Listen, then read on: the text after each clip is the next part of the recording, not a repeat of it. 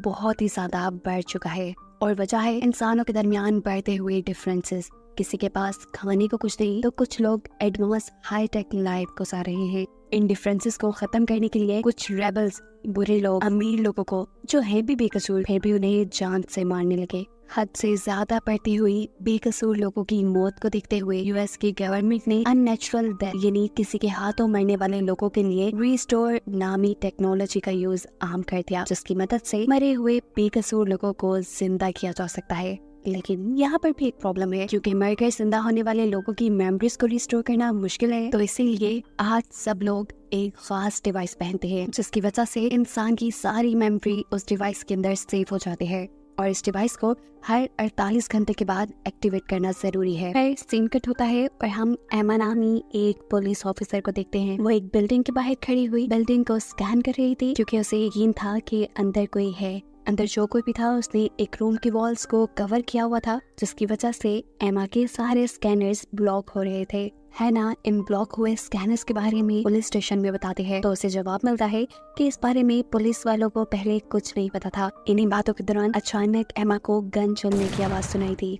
जिसका साफ मतलब था कि बिल्डिंग के अंदर किसी क्रिमिनल ने किसी इंसान को मार डाला है। उस इंसान की जान बचाने के लिए वो फौरन बिल्डिंग के अंदर भाग जाती है। हालांकि उसकी टीम उसे वार्न भी कर रही थी कि अंदर नहीं जाओ एमा, लेकिन एमा किसी की भी सुने बगैर एक रूम के अंदर एंटर हो जाती है। ये वही रूम था जिसके स्कैनर्स को एक शीट से ब्लॉक किया गया था और रेबल यानी वो जिसने इन सबको मारा था वो यहाँ से भागने की कोशिश में था। एमा और रेबल दोनों ही जानते थे कि बाहर की तरफ से भागने का कोई रास्ता नहीं, ये इंसान अपने आप को मार देगा। मरने से पहले एमा उससे सवाल करती है कि तुम्हारा रिस्टोर पॉइंट कहाँ है, तो वो बताता है कि उसने किसी डिवाइस में अपनी मेमोरी स्टोर नहीं की। ये कहते ही उसने फ्लोर से जंप कर दी और वो मर गया और एमा पीछे से उसकी लाश देखती रह गई। फिर अगले सीन में वो अपने घर आ गई। वो पियानो बजा रही थी, तभी उसके हस्बैंड ने आकर उसे बताया कि उसने पूरा कॉन्सर्ट पहले ही रिकॉर्ड कर लिया है। एमा अभी उससे बातें ही कर रही थी कि एकदम से वो आदमी गायब हो जाता है और ऐसे हमें मालूम होता है कि वो एमा का हस्बैंड सिर्फ एक होलोग्राम था। असल में एमा के हस्बैंड की काफी टाइम पहले मौत हो चुकी थी और उसे अब जब भी अपने हस्बैंड की याद आती तो वो ये होलोग्राम चला लेती थी। अब उसे काम पे जाना था, इसलिए वो अपने कान में रिस्टोर डिवाइस लगाती है और निकल जाती है। इस डिवाइस पे उसकी मेमोरीज रिकॉर्ड हो रही थी। एमा जब काम पर जा रही थी तो रेडियो में चलने वाली न्यूज से उसे पता चला कि अब जितने भी लोगों का मर्डर हो रहा है उन सबके पीछे रिवर ऑफ लाइफ नामी एक गैंग का हाथ है, जो आर्टिफिशियली इंसानों को जिंदा करने के खिलाफ है, यानी रिस्टोर पॉइंट के। वो अब अपने ऑफिस पहुंचते हैं, जहां उसे अपने बॉस से बहुत डांट पड़ी, क्योंकि उसने टीम के ऑर्डर्स फॉलो नहीं किए थे, जिसकी वजह से एक बड़ा क्रिमिनल उनके हाथ से निकल गया था। एमा जब आप कहती है अगर मैं आप लोगों की बात मान भी लेती तब भी कोई फायदा ना होता, क्योंकि उस आदमी ने मरने से पहले उन सब मरने वाले लोगों की रिस्टोरेशन डिवाइस के साथ साथ अपनी रिस्टोरेशन डिवाइस को भी पहले ही तबाह कर दिया था। ऐसे अगर वो पकड़ा भी जाता तो मरने वाले लोगों की मेमोरीज वापस ना लाई जाती। लेकिन इस टाइम उसके बॉस का ख्याल था कि एमा उनसे झूठ बोल रही है। उसने उस आदमी को जानबूझकर इसलिए छोड़ा ताकि पूरा का पूरा केस उसके हैंड ओवर कर दिया जाए और ऐसे वो रिवर ऑफ लाइफ को खुद ढूंढकर उन्हें मजा चखाए, क्योंकि इसके पीछे उसकी पर्सनल रीजन भी थी। वो अपने हस्बैंड की मौत का बदला भी रिवर ऑफ लाइफ गैंग से लेना चाहती थी, जिन्होंने उसके हस्बैंड को मारा था। इसी वजह से वो एमा को इस केस से हटाकर एक नया केस दे देते हैं। ये भी एक कपल के मर्डर का केस था। एमा उस कपल को देखकर शॉक रह गई, क्योंकि उसमें से जो आदमी था वो इनकी रिस्टोरेशन डिवाइस का इन्वेंटर था, यानी जिसने इंसानों की मेमोरी को स्टोर करने के लिए वो डिवाइस बनाई थी। उसे और उसकी वाइफ को कौन मार सकता था। वो यहाँ इन्वेस्टिगेशन शुरू करती है और इसी मर्डर केस की जगह पर उसे एक नेकलेस मिलता है, जिसे वो उठा लेती है। इसके बाद जब उसने डेड बॉडीज की इंस्पेक्शन की तो उसे महसूस हुआ कि आदमी की बॉडी के कट्स बहुत अजीब थे। हो सकता था कि उसे उसकी वाइफ ने ही मारा हो, शायद वो उससे नफरत करती हो। इससे भी ज्यादा शॉकिंग बात ये थी कि जिसने खुद रिस्टोरेशन डिवाइस बनाई थी उसके रिस्टोरेशन डिवाइस में खुद ज्यादा डेटा नहीं था।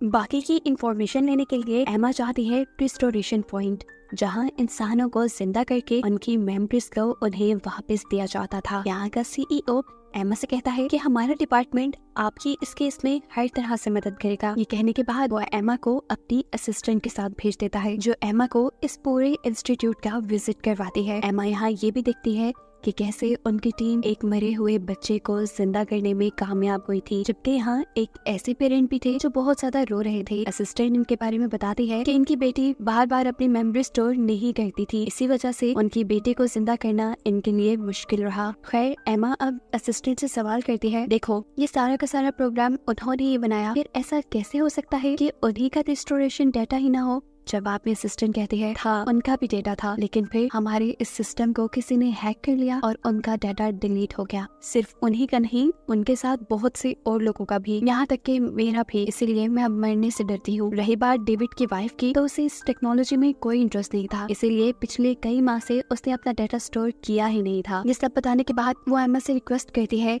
कि ये हमारे इंस्टीट्यूट के सीक्रेट हैं, प्लीज आप इन्हें बाहर ना बताइएगा। जिसके बाद वो उसे डाटा रूम में छोड़कर खुद चली जाती है। डाटा को चेक करते हुए एमा को विक्टर नामी एक आदमी के बारे में पता चलता है, जिसका डेविड और उसकी फैमिली से कोई लिंक था। सिर्फ यही नहीं, उसका रिवर ऑफ लाइफ नामी गैंग के साथ भी लिंक था, लेकिन पुलिस ने फिर उसे छोड़ दिया था क्योंकि उनके पास कुछ खास सबूत नहीं थे। हो सकता था कि इस केस में वो इन्वॉल्व हो। एमा उसका सारा डाटा लेकर घर आ जाती है और थोड़ा और सर्च करने पे उसे पता चलता है कि मर्डर साइट से जो उसे नेकलेस मिला था वो भी इस विक्टर नामी आदमी का ही था। ये एक ठोस सबूत था। इस चीज की खबर वो अपने पुलिस स्टेशन देती है और खुद यहाँ से निकल जाती है विक्टर को पकड़ने के लिए। अभी वो पार्किंग लॉट में ही पहुंची थी तो ये देखकर वो हैरान हो गई, यहाँ पहले से ही कोई उसका इंतजार कर रहा था। ये और कोई नहीं था बल्कि था साइंटिस्ट डेविड, जिसका मर्डर केस वो सॉल्व कर रही थी। असल में डेविड को किसी ने रिस्टोर कर लिया था, ये नींद दोबारा से जिंदा कर लिया था। इस चीज की खबर एमा को नहीं हुई थी, इसीलिए एमा शॉक थी। वो उसे पुलिस स्टेशन ले जाने की बात करती है ताकि वो उसका बयान रिकॉर्ड कर सके। तो जवाब में डेविड कहता है, नहीं मैं पुलिस के चक्रों में नहीं पड़ना चाहता, मुझे बस तुम्हारी हेल्प चाहिए एमा, मुझे अपने घर से कुछ बहुत जरूरी चाहिए। एमा कहती है, तुम मेरे ही पास क्यों आए मदद के लिए? तब जवाब में डेविड कहता है, क्योंकि तुम एतबार के काबिल हो। तुम्हारा डिपार्टमेंट मेरे मर्डर का केस सॉल्व करना ही नहीं चाहता, क्योंकि इससे उनके प्राइवेटाइजेशन का प्लान रिस्क में पड़ सकता है, जिस प्लान के तहत सभी अमीर लोग तो बहुत अच्छी जिंदगी गुजारा करते थे, लेकिन गरीब लोगों को ऐसी जिंदगी से बहुत दूर रखा जाता था। एमा इस प्लान का पार्ट नहीं थी। यही वजह थी कि एमा को डेविड के रिस्टोर होने वाली बात नहीं मालूम थी। हालांकि ये काम उसके अपने डिपार्टमेंट ने किया था। एमा अब उसकी मदद को तैयार हो जाती है। ये लोग जब रास्ते में थे तब डेविड एमा को बताता है कि मेरी तकरीबन मेमोरी मिट चुकी है, मेरे पास सिर्फ पिछले 6 माह का डाटा है और अगर उसे अपनी पुरानी से पुरानी मेमोरीज रिस्टोर करनी है तो इसमें उसकी जान को भी रिस्क हो जाएगा, यानी ऐसे में जल्दी मर जाने का खतरा है उसे। खैर अब एमा विक्टर के घर पहुंचते हैं, जिसके ऊपर उसका शक था कि विक्टर नामी आदमी ने ही डेविड और उसकी वाइफ का मर्डर किया है। घर के अंदर जाने से पहले वो डेविड को अपनी कार में ही लॉक कर देती है। इससे पहले कि अंदर जाकर एमा कुछ करती, कार में बैठे डेविड को एक मैसेज मिलता है जिसमें पुलिस ऑफिसर्स एमा को कह रहे थे, घर के अंदर मत जाना, वहाँ एक किलर है। एमा का अकेले जाना एमा की जान को खतरे में डाल सकता है। एमा को बचाने के लिए डेविड बाहर निकलना चाहता था, जिसके लिए वो कार के इमरजेंसी लॉक्स ढूंढकर उसे खोल देता है और खुद भी विक्टर के घर के अंदर चला जाता है, जहाँ छुपकर उसने देखा कि एमा विक्टर पर गन पॉइंट किए हुए थी, जिसके चलते विक्टर ने फौरन ही सरेंडर कर दिया था। इस टाइम विक्टर के हाथ में एक अजीब सी डिवाइस भी थी। वो एमा से कहता है कि अगर मेरे साथ कोई ज्यादती ना की गई तो मेरा प्रॉमिस है कि मैं हर सवाल का जवाब ईमानदारी से दूंगा। वो बताता है कि डेविड की वाइफ मरने से और मरने के बाद जिंदा होने वाले रिस्टोर प्रोसेस से बहुत ज्यादा डरती थी। अपनी वाइफ का नाम सुनते ही डेविड को गुस्सा आया और वो वहीं करीब पड़ी हुई विक्टर की ही गन उठाकर यहाँ विक्टर को मारने के लिए सामने आ गया। उसे जिंदा देखकर विक्टर के तो जैसे होश ही उड़ गए। उसने जल्दी जल्दी बोलना शुरू किया और बताया कि मैं तो क्रिस्टीना यानी डेविड की वाइफ को बचाना चाहता था, लेकिन जब तक मैं वहाँ पहुँचा डेविड ने अपनी वाइफ को पहले ही मार दिया। ये कहते ही वो तेजी से डेविड पे ही हमला कर देता है, जिसे एमा रोकने की कोशिश करती है तो ये तीनों ही नीचे गिर जाते हैं और फिर मौका पाते ही विक्टर वहाँ से भाग जाता है। एमा ही उसका पीछा करते हुए जंगल में भागती है, पर वो एमा के हाथ से निकल जाता है। एमा उसे रोकने के लिए हवा में फायर भी करती है, पर कोई फायदा नहीं, वो दूर निकल चुका था। यहाँ इतने में ही एमा का पाँव स्लिप हुआ और वो एक दलदल में जा गिरी। इससे पहले कि वो धंस के मर जाती, यहाँ डेविड उसे बचाने आया। विक्टर के घर के बाहर पूरी पुलिस फोर्स आई हुई थी जो डेविड को भी पकड़ लेती। डेविड यहाँ एमा को बचाने के बाद उससे कहता है, मेरा प्रॉमिस है पुलिस के जाने के बाद मैं तुम्हें इसी सड़क के पीछे मिलूंगा। ये कहकर वो वहाँ से भाग गया। यहाँ जो दूसरा पुलिस ऑफिसर इस साइड पे आया था, उसने एमा की कार के दोनों दरवाजे खुले देखे तो उसे ये सब अजीब लगा। इन्वेस्टिगेशन करने के लिए इससे पहले कि वो आगे बढ़ता, यहाँ सही सलामत हालत में एमा उसके सामने आ जाती है और हर चीज ओके का सिग्नल देकर पुलिस वालों को यहाँ से भेज देती है। इसके बाद वो वादे के मुताबिक दोबारा डेविड से मिली। इस टाइम डेविड के हाथ में वही डिवाइस थी जिसे हमने विक्टर के हाथ में भी देखा था। इस डिवाइस के बारे में डेविड बताता है कि ये मेरी ही डिवाइस है जिसे विक्टर ने पहले चुरा लिया था। ये डिवाइस हमारे प्रोग्राम की एक्सेस की है और इसकी 3 डुप्लीकेट्स हमने बनाई थी। एक हमेशा मेरे पास रहती थी, दूसरी रिस्टोर पॉइंट के CEO के पास और तीसरी हमेशा लॉकर में रखी जाती थी। इन तीनों ही की के जरिए बहुत ही आसानी से रिस्टोर पॉइंट के प्रोग्राम को एक्सेस किया जा सकता है और मेरी ही की के जरिए विक्टर ने इस प्रोग्राम को एक्सेस किया और फिर उसमें वायरस डाल दिया,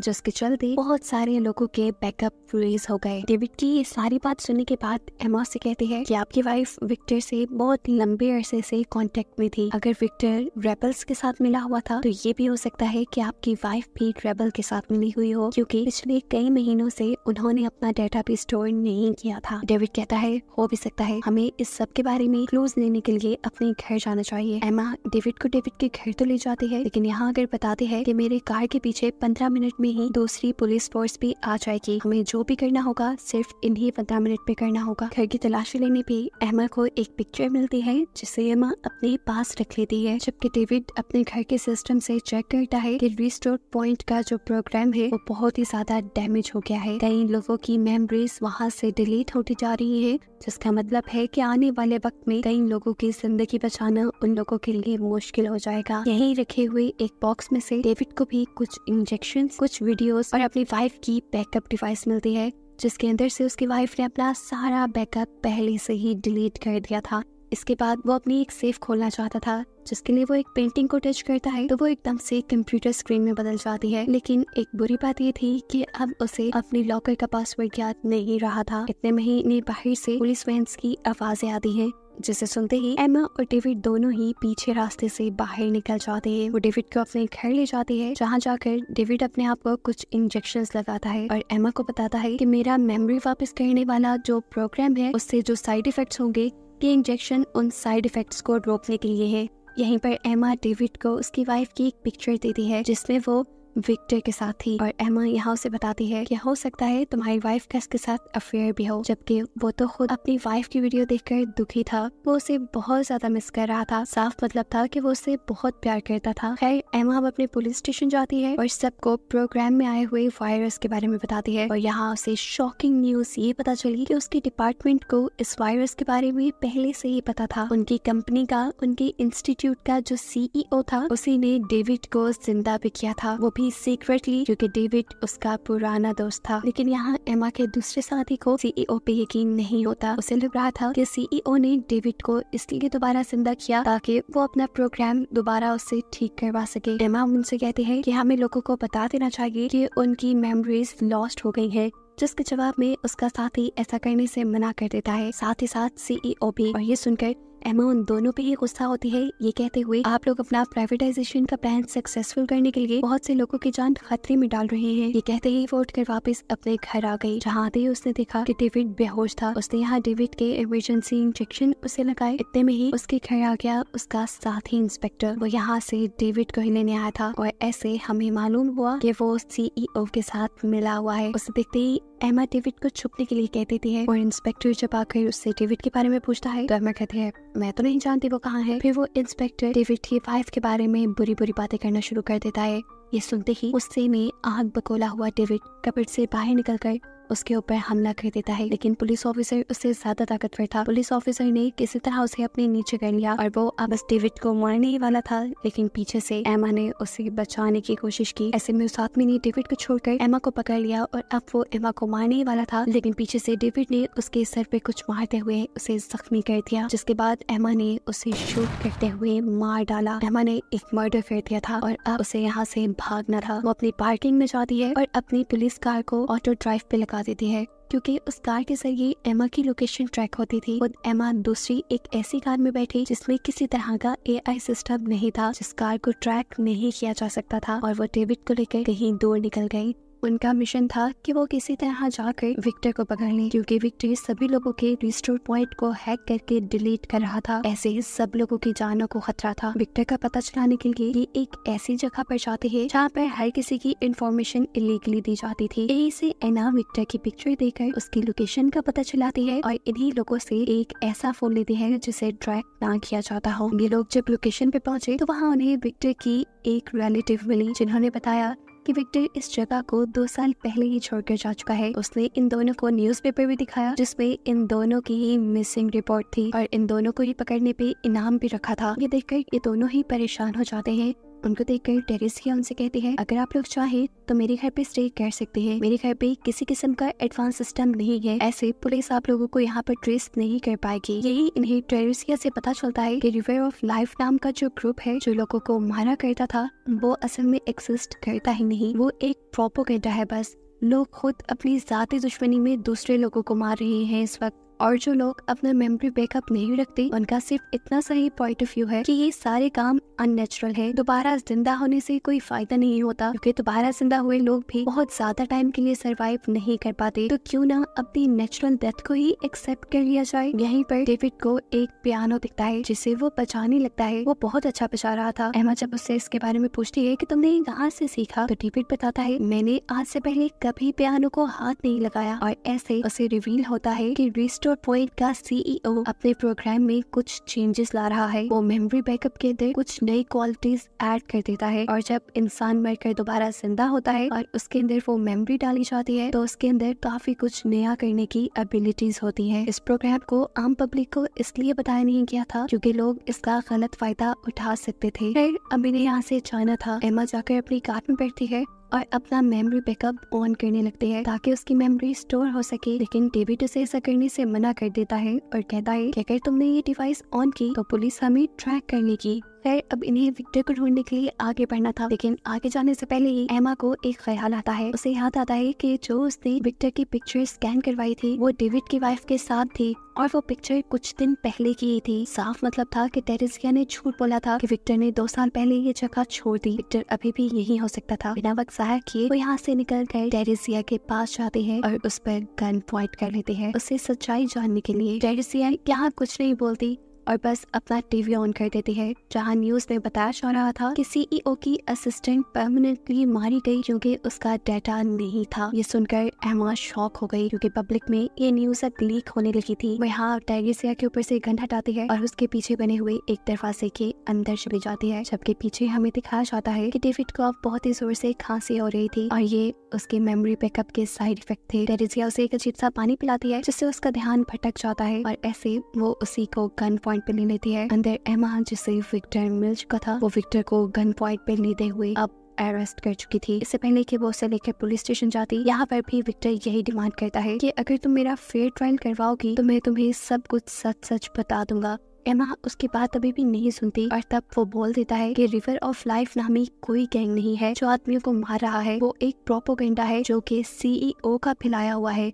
इवन के वो तो लोगों को खुद मरवाता है ताकि बाकी लोग मरने के डर से उसका ये प्रोडक्ट यानी रिस्टोरेशन पॉइंट डिवाइस खरीदे। विक्टर के पास इस चीज का एविडेंस भी था जो उसने डेविड की वाइफ को दे दिया था। अभी ये लोग यही बातें कर रहे थे। ये टेरेसिया डेविड को गन पॉइंट पे लिए एमा के सामने आ गई। वो एमा से कहती है कि अगर तुमने विक्टर को नहीं छोड़ा तो मैं डेविड को मार डालूंगी। उसके कहते ही एमा डिस्ट्रैक्ट हो जाती है और विक्टर बचकर यहाँ से भाग जाता है। एमा भी उसके पीछे भागती है और उसे टीजर गन से शूट करके बेहोश कर देती है। बेहोश होकर वो एक सड़क पे गिरा था जिससे एक कार की टक्कर हो गई। इस एक्सीडेंट की वजह से कार का ड्राइवर बेहोश हो गया, लेकिन कार की एआई ने इमरजेंसी कॉल कर दी और इसका मतलब था कि अब एमा, डेविड, विक्टर सबको ही पुलिस ट्रैक कर लेगी। इसी चीज के चलते एमा भी विक्टर की बैकअप डिवाइस को ऑन कर लेती है ताकि एटलीस्ट उन्हें ये डाटा मिल पाए जितना कुछ भी उसने थोड़ी देर पहले बोला था वो सभी कुछ ये डिवाइस रिकॉर्ड कर ले। तेजी से डेविड अब यहाँ पे आता है और विक्टर के मुंह के पास वो डिवाइस रख के इन दोनों के ऊपर एक अजीब सा फैब्रिक लपेट देता है। ये एक ब्लॉकर था जिसकी वजह से इनके सिग्नल ट्रेस ना हो पाते। वो लोग जैसे ही कपड़ा उठाते हैं तो इन्हें पता चलता है कि विक्टर मर चुका था। लेकिन एक अच्छी बात ये थी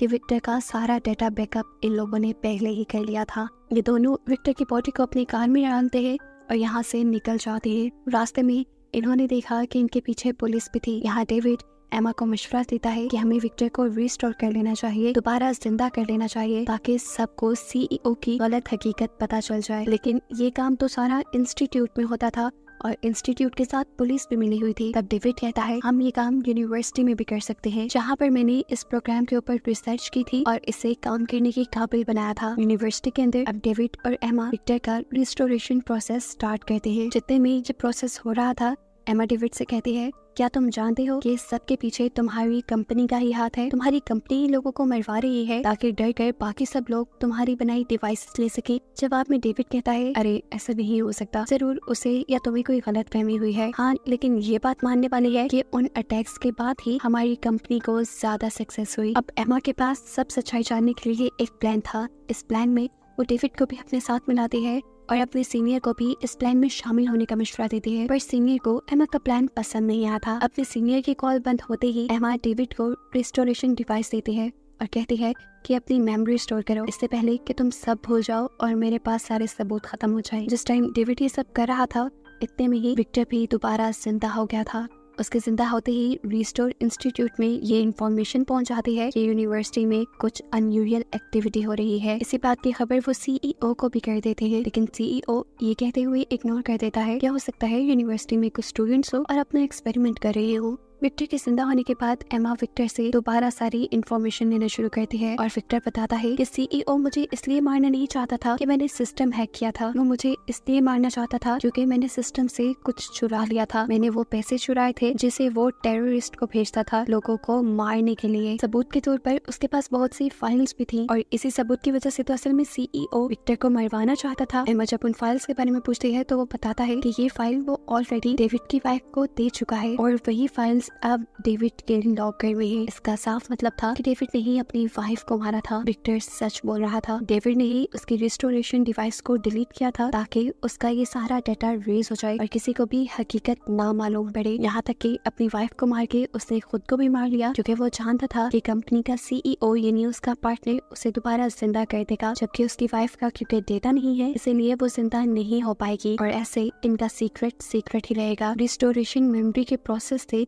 जो साइड इफेक्ट होते हैं डेविड ने उन साइड इफेक्ट को कम करने के लिए भी अपने इंजेक्शंस पहले से ही तैयार कर लिए थे। अगर वो बिना प्लान के मरा होता तो उसने ये इंजेक्शन तैयार न किए होते। ये सब विक्टर का कहना था। विक्टर उसे ये भी बताता है कि सारे सिस्टम में वायरस मैंने नहीं डाला था। अपनी वाइफ को मारने के बाद आधे से ज्यादा वायरस डेविड ने खुद सिस्टम पे डाला था ताकि सब कुछ नेचुरल लगे और सारा इल्जाम मेरे पे यानी विक्टर पे आ जाए। अपनी सारी हकीकत सुनने के बाद डेविड को गुस्सा आ जाता है और वो विक्टर पर हमला कर देता है जिसे एमा बचा लेती है। अब एमा एक रिस्टोरेशन डिवाइस को ऑन करती है और हमें मालूम होता है कि ये रिस्टोरेशन डिवाइस डेविड की वाइफ की ही थी जिसे वक्त से पहले ही विक्टर ने चुरा लिया था। इससे पहले कि एमा ये सब कुछ जाकर अपने पुलिस डिपार्टमेंट में बता देती, जहाँ पर उसका ही एक साथी इंस्पेक्टर आ जाता है जिसे एमा मार चुकी थी और उसे दोबारा रिस्टोर इंस्टीट्यूट ने जिंदा कर लिया था। वो यहाँ एमा की ही गन छीनते हुए एमा को और विक्टर को मार डालता है ताकि सभी सबूत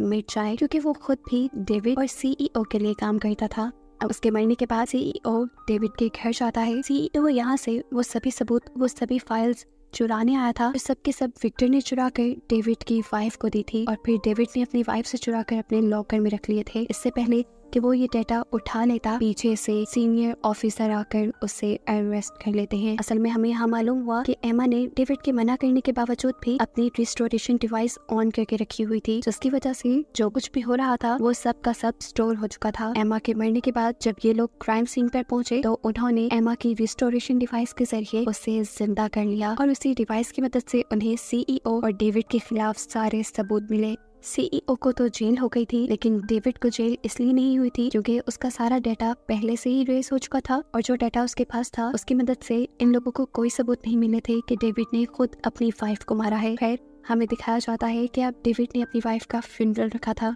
जिस फ्यूनरल पर एमा उसे आकर उसकी वाइफ का सारा रिस्टोरेशन डाटा दे देती है ताकि वो उसे देखे और उसे एहसास हो कि उसने कैसे अपनी एक मासूम वाइफ की जान ले ली थी। खैर मूवी के आखिर में हमें बताया जाता है कि रिस्टोरेशन पॉइंट अभी भी चल रहा है, जिसे लीड करती है टेरेसिया यानी विक्टर की कजन, जो कि अच्छाई के लिए ही काम कर रही थी। और यही सब बताते हुए ये मूवी यहाँ खत्म हो जाती है।